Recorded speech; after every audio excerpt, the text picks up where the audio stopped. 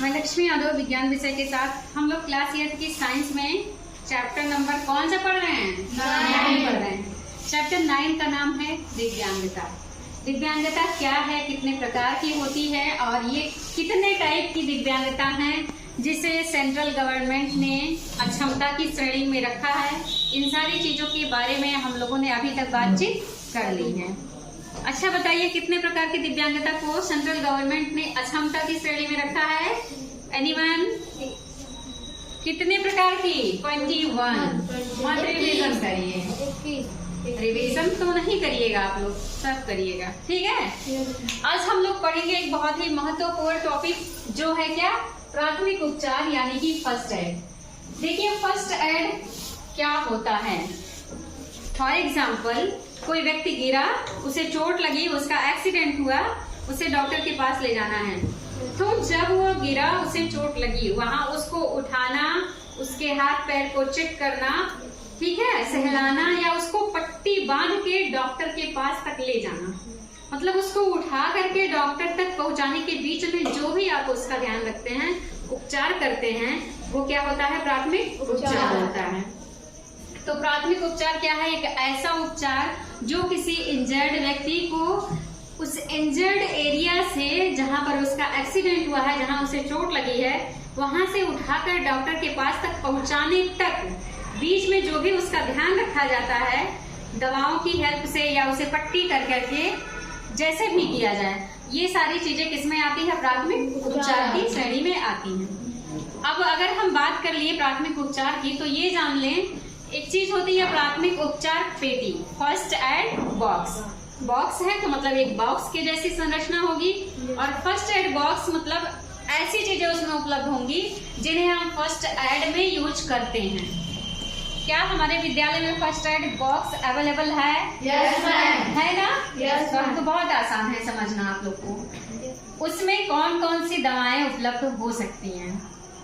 पहली चीज कैंची होगी, पट्टी होगी, कॉटन रुई होगा, डेटॉल होगा, ये सारी चीजें हैं जो फर्स्ट एड बॉक्स में उपलब्ध होंगी। इनके अलावा एंटीसेप्टिक दवाएं हो गई, पैरासीटामोल हो गया, क्रोसिन हो गया, ठीक है, फोलिक एसिड की जो भी टैबलेट्स आते हैं, जो आपकी कीड़े की दवाइयां आती हैं, कैल्शियम के टैबलेट हो गए, ये सब चीजें क्या होती है? फर्स्ट एड बॉक्स में उपलब्ध होती है। इसके अलावा ऑइंटमेंट, चाहे वो बर्न एरिया पर लगाना हो या चोट मोच पे लगाना हो, ये सारी चीजें क्या होती हैं? फर्स्ट एड बॉक्स में होती हैं। तो फर्स्ट एड बॉक्स एक ऐसा बॉक्स है जिसमें वो सारी दवाएं उपलब्ध होती हैं जो किसी भी व्यक्ति को प्राथमिक उपचार में आवश्यक होती है।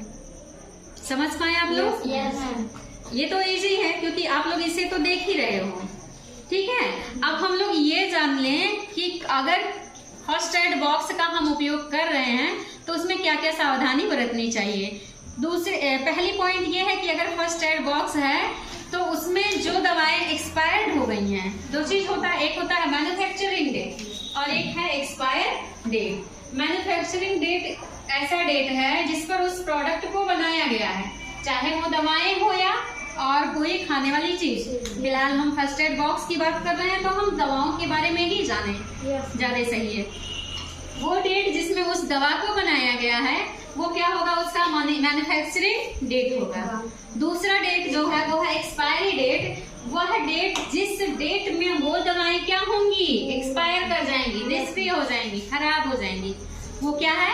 Expiry date. तो आपको ये ध्यान रखना है कि फर्स्ट एड बॉक्स में एक्सपायर डेट की दवाएं, एक्सपायर डेट के बाद की दवाएं, जो दवाएं एक्सपायर हो चुकी हैं उन्हें नहीं रखना है। फर्स्ट एड बॉक्स में ही नहीं, आप कहीं मेडिकल से भी दवा लेने जाइए तो दवा लेते टाइम ये जरूर चेक करिएगा कि ऐसा तो नहीं जो दवा आप ले रहे हैं वो एक्सपायर दवाएं हैं, क्योंकि अगर आप एक्सपायर दवा ले रहे हैं तो आपका ट्रीटमेंट होने के बजाय आपको और ट्रीटमेंट की नीड पड़ेगी, उसके साइड इफेक्ट तो आपको होंगे ही होंगे, ठीक है। हो सकता है आपकी तबीयत और खराब हो जाए सुधरने के बजाय।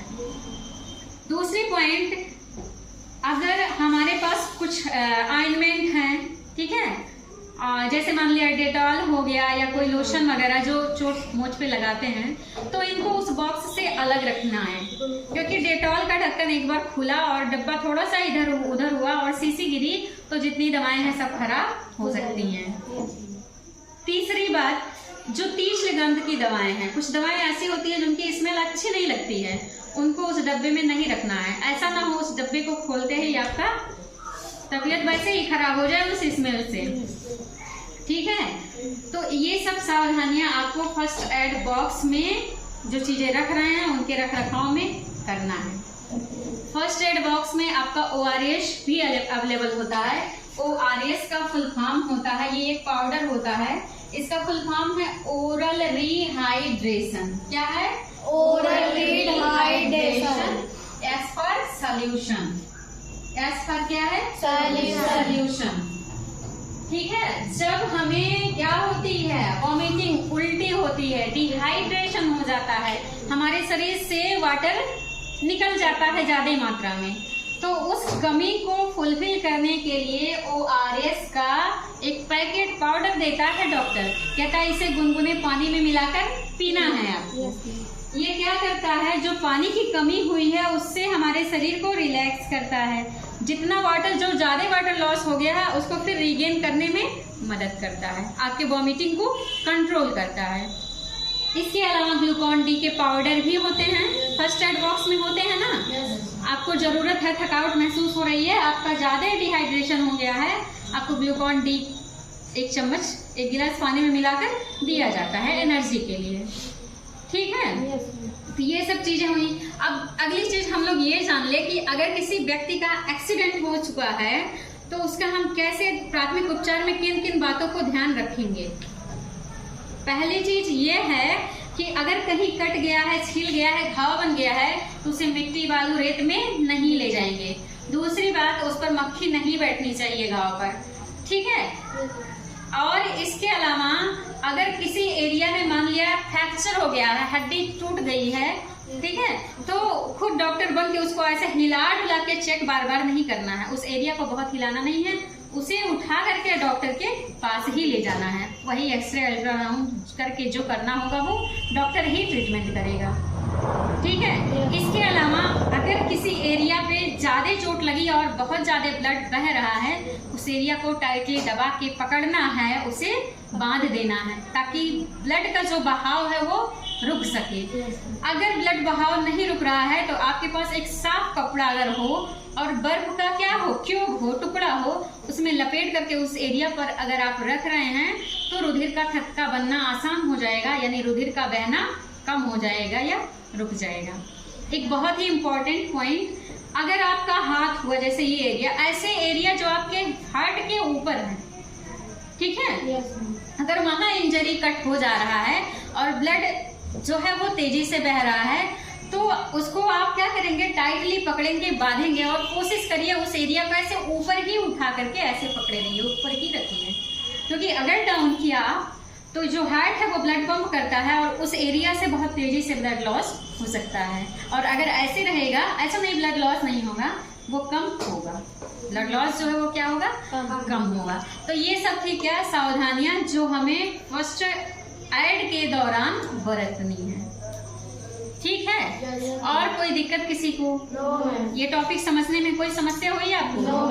अभी कुछ हम लोग अगले टॉपिक में जानेंगे, कुछ ऐसे इंस्टीट्यूट हैं, ऐसे संस्थान हैं जो दिव्यांग लोगों के लिए बनाए गए हैं। कोई कोलकाता में है तो कोई मुंबई में, कोई दिल्ली में है तो कोई लखनऊ में।